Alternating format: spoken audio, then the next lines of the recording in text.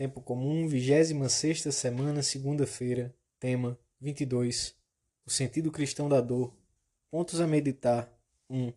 As provas e os padecimentos de Jó. 2. O sofrimento dos justos. 3. A dor e a paixão de Cristo. Pelo sinal da Santa Cruz, livrai-nos Deus, nosso Senhor, dos nossos inimigos. Em nome do Pai, do Filho e do Espírito Santo. Amém. Meu Senhor e meu Deus, creio firmemente que estás aqui, que me vês, que me ouves. Adoro-te com profunda reverência. Peço-te perdão dos meus pecados e graça para fazer com fruto este tempo de oração. Minha Mãe Imaculada, São José, meu Pai e Senhor, meu anjo da guarda, intercedei por mim.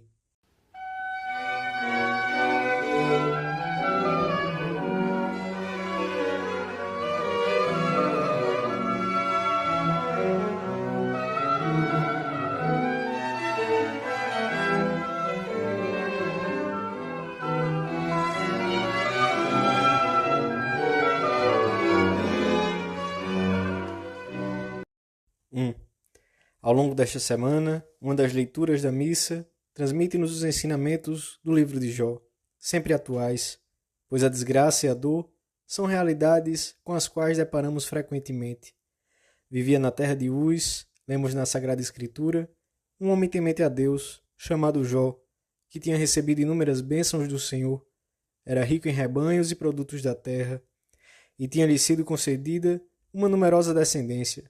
Segundo uma concepção generalizada, naqueles tempos, havia uma relação entre a vida virtuosa e a vida próspera em bens. O bem-estar material era considerado um prêmio que Deus concedia à virtude e à fidelidade.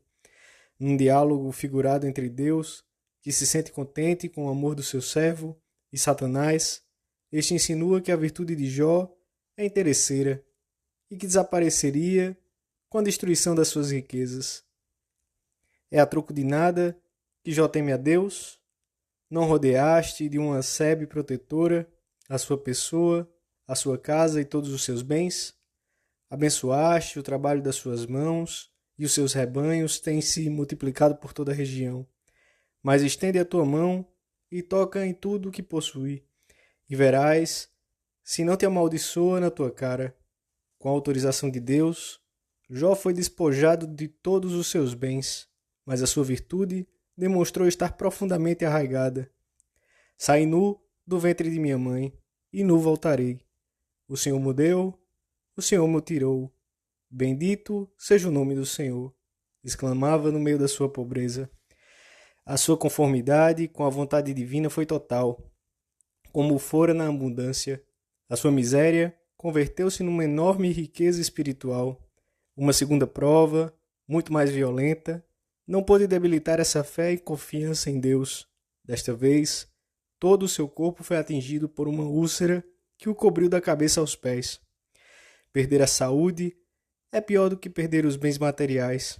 A fé de Jó, no entanto, manteve-se firme, apesar da doença e dos ataques ferinos de sua mulher. Se recebemos os bens das mãos de Deus, por que não havemos de receber também os males? Respondeu Jó. Hoje pode ser uma boa oportunidade para que examinemos a nossa atitude para com Deus quando a desgraça e a dor se fazem presentes em nós ou naqueles que mais amamos. Deus é sempre Pai, mesmo quando somos atingidos pela aflição e pelos pesares. Sabemos comportar-nos como filhos agradecidos, tanto na abundância como na escassez, na saúde como na doença. 2. 3 amigos de tribos e lugares diferentes, ao terem conhecimento da situação de Jó, combinaram ir juntos fazer-lhe companhia e consolá-lo.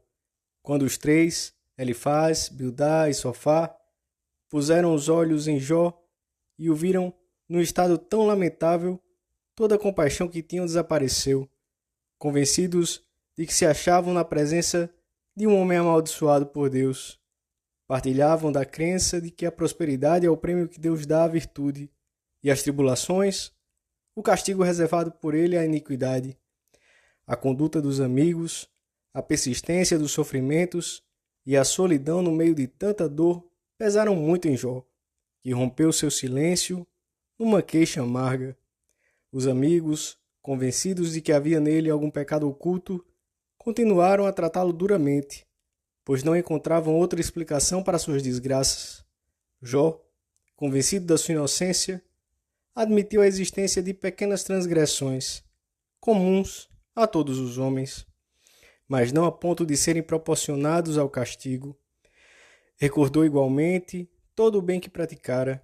Nesse momento, nasceu uma grande luta dentro da sua alma. Sabia que Deus é justo e, no entanto, tudo parecia falar de injustiça em relação à sua pessoa. Também ele pensava que o Senhor trata o homem conforme os seus méritos e deméritos. Como podia, então, conciliar-se a justiça divina com a sua amarga experiência? Os amigos têm uma resposta, mas ele, em consciência, considera-a falsa. As duas convicções, aparentemente contraditórias, a de justiça divina e a da sua própria inocência, causam-lhe uma angústia e um dilaceramento interior mais penoso do que a sua doença física e a sua ruína material. É o desconcerto que produz todo o sofrimento do inocente, o das crianças que morrem prematuramente ou nascem com doenças que as deixarão incapacitadas para uma vida normal, o das pessoas que foram generosas e serviram fielmente a Deus e que agora se encontram na ruína econômica ou gravemente doentes, enquanto parece que a vida sorri para certas pessoas que sempre viveram de costas para Deus. O livro de Jó propõe o problema do sofrimento do homem inocente com toda clareza, o do sofrimento sem culpa. Jó não foi castigado, não havia razão para lhe ser infligida uma pena, e não obstante foi submetido a uma prova duríssima. Depois desta prova, Jó sairá fortalecido na sua virtude, que não dependia da sua situação confortável nem dos benefícios que tinha recebido de Deus.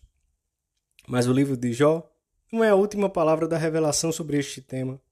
De certo modo, é um anúncio da paixão de Cristo, a única que pode trazer luz ao mistério do sofrimento humano, e de modo especial, a dor do inocente. Tanto amou Deus o mundo, que lhe deu seu Filho unigênito, para que todo aquele que nele crê não pereça, mas tenha a vida eterna. A dor muda radicalmente de sinal com a paixão de Cristo. É como se Jó a tivesse pressentido quando disse: eu sei que o meu Redentor vive, e que no último dia verei na minha própria carne o meu Deus, e que para ela tivesse orientado o seu próprio sofrimento, o qual, sem a redenção, não teria podido revelar-lhe a plenitude do seu significado. Na cruz de Cristo, não só se realizou a redenção através do sofrimento, mas também o próprio sofrimento humano foi redimido. Cristo, sem culpa nenhuma própria, tomou sobre si todo o mal do pecado. Os padecimentos de Jesus foram o preço da nossa salvação. Desde então, a nossa dor pode unir-se à de Cristo e assim participar da redenção de toda a humanidade. Esta foi a grande revolução cristã. Converter a dor em sofrimento fecundo, fazer de um mal um bem. Despojamos o diabo dessa arma e, com ela, conquistamos a eternidade. 3. A dor nunca passa. Ao nosso lado, deixando-nos como antes. Purifica a alma, eleva, aumenta o grau de união com a vontade divina, ajuda-nos a desprender-nos dos bens, do excessivo apego à saúde, faz-nos corredentores com Cristo, ou pelo contrário, afasta-nos do Senhor e deixa a alma entristecida e entorpecida para as coisas sobrenaturais. Quando Simão Cirineu foi requisitado para ajudar Jesus a carregar a cruz, submeteu-se a contragosto. Foi forçado, escreve o evangelista.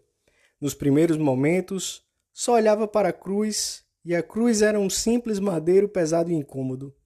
Depois, desviou a vista do madeiro para o réu, aquele homem totalmente singular que ia ser condenado. E então tudo mudou.